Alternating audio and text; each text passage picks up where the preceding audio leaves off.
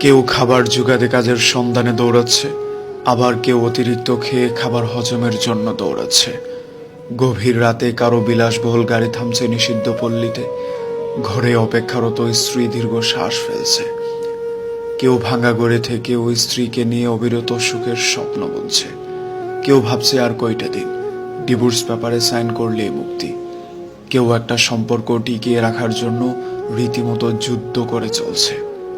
কেউ সন্তান ডাস্টবিনে ফেলে দিয়ে দায় মুক্ত হতে চাইছে, কেউ একটা সন্তানের জন্য সারা জীবন হাহাকার করে যাচ্ছে।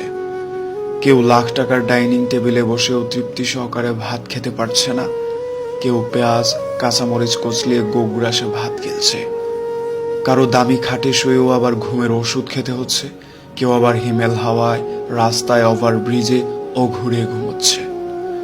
কারো পড়ার টেবিলে নতুন বইয়ের সমারোহ কিন্তু পড়তে ইচ্ছে করছে